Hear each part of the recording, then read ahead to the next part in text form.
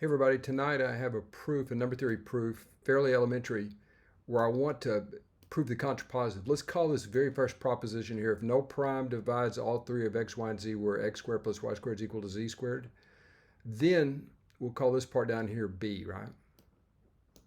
Okay.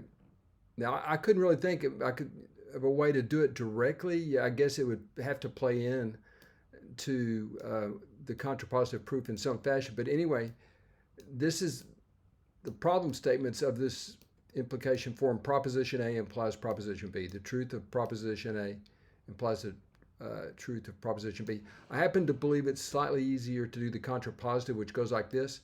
Now, yeah, I'm using this tilde above the B to connote negation of the proposition. So not B implies not A.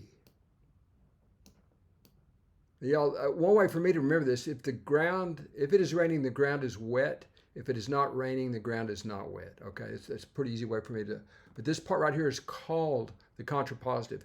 And so that's what we're going to do right here. We're going to do, rather than assuming z is odd, we're going to assume z is even. So z is even corresponds to the negation of b. Okay, so that's the way we're handling this. Now, now z squared, if z is even, that says that z is equal to 2k, which would say that z squared is equal to 4k squared, right? Okay, if z is an odd number, it's equal to, if z is even, then z is equal to 2k and z squared would be 4k squared, right? But notice that's absolutely equivalent to saying z squared is congruent to 0 mod 4, or z squared minus 0 is divisible by 4, all right? Now, we did start out with x squared plus y squared is equal to z squared, so that's why we have this equivalency here. Now notice the only way that this can happen right here, and let me write down a result that's actually quite useful right underneath. Let's just let c be any integer. Observe that c squared has to be congruent to 0 or 1 modulo 4. That's a well-known result, and it's very easy to work with that because there's only 3 remainders when you divide by 4, namely 0, 1, 2, and 3, right?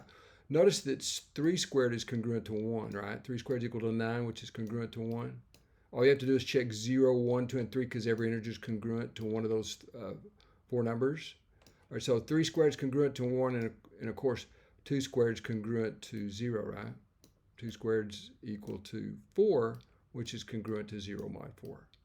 All right, so that's why any integer, for any integer c, quantity squared is congruent to 0, 1. Well, notice the only way that this can happen would be for x squared, x squared, both x squared, and I'll do this kind of sloppily, x squared and y squared would both have to be congruent to 0, right? Neither one of them could be congruent to 1 because then you would have not congruent to 0, right? So this is the only way this can happen. None of these that you see, it's just because these are the only 2 possibilities for an object squared, namely 0 and 1. So no one of them can be equal to 1, right? All right, so that means both of them can't be equal to 1 because that would be congruent to 2, right?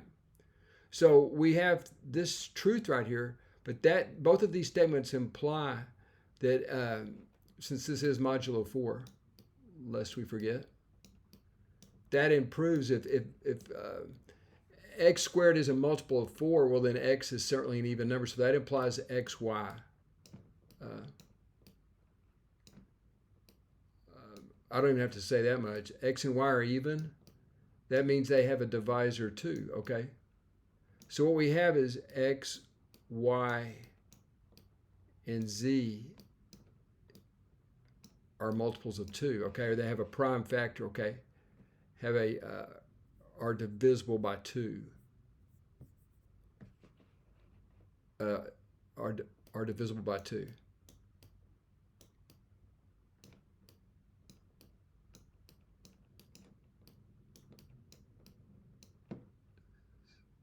divisible by 2.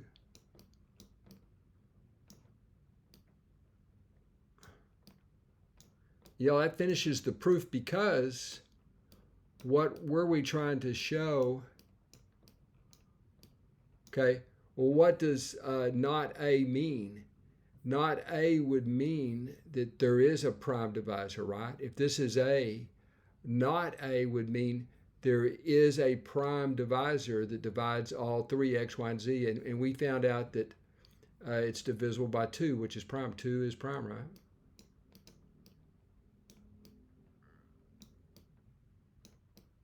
So that definitely, we again, not to beat a dead horse, but we started out trying to establish that not B implies not A. What is not A? If this is proposition A, that means there's at least one prime that divides all three of these values, x, y, and z, okay? So that proves it, because this is what we were trying to prove, the negation of A.